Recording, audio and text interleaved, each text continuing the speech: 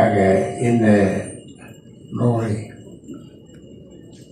எனக்கு தெரிந்த ஞாபகம் இருந்த இந்த பழைய நினைவுகளெல்லாம் ஒவ்வொன்றாக நினைவு கூற அதை தொகுத்து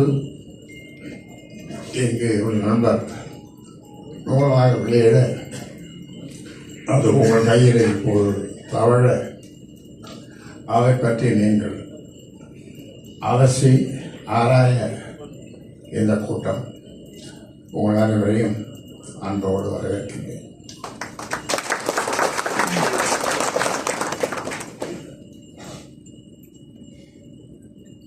பொதுவாக என்னை பற்றி சில வார்த்தைகள் இங்கே சொன்னார்கள்.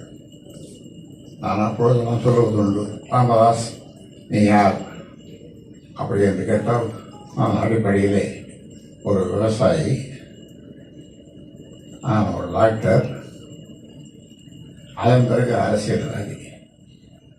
அரசியல்வாதி என்றால் இது வித்தியாசமான அரசியல்வாதி. எந்த பதவிக்கும் எக்காலத்திலும் போகாத, போக விரும்பாத, தேவையில்லாத, தேவையற்ற ஒரு அரசியல்வாதி. ஆனால் அரசியல் இல்லாமல் உலகமே இல்லை. அரசியல்வாதி நிறைய படித்திருக்க வேண்டும்.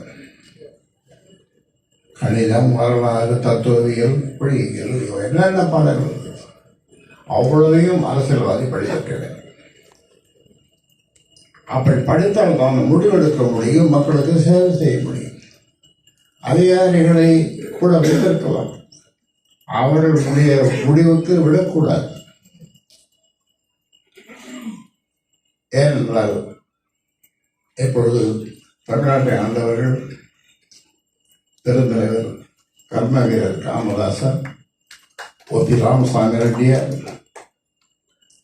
அதே போன்று எம்ஜிஆர், கலைஞர், இவர்களெல்லாம் 10-12க்கு மேலே படித்தவர்கள்.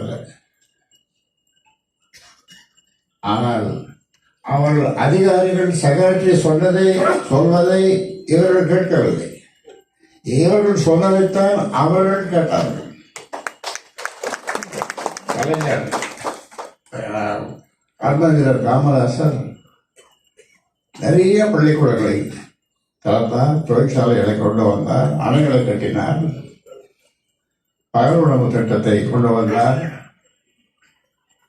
இதெல்லாம் அதிகாரிகள் வேண்டாம் என்று சொன்னார்கள்.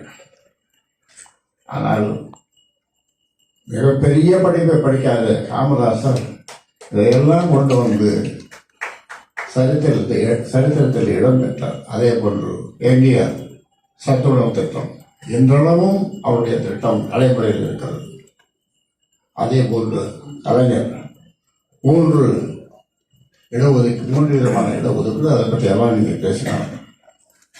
ஆக அரசியல்வாதிக்கு படிப்பு வேண்டும், நிறைய படித்திருக்க வேண்டும்.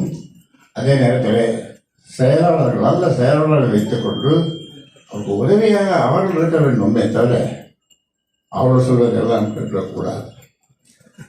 அந்த வகையில் பழைய நினைவுகளை எல்லாம் ஒவ்வொன்றாக இன்னும் நிறைய நினைவுகள் இருக்கிறது. இன்னொரு புத்தகம் வரும்போது அவ்வளோ நினைவு இருக்கிறது. ஆக இந்த நினைவுகளெல்லாம் மக்களுக்காக செய்யும். ஆனால் என்னை ஒரு குறுகிய வட்டத்திலே கொண்டு வந்து தமிழ்நாட்டு மக்கள் சேர்த்து விட்டார்கள்.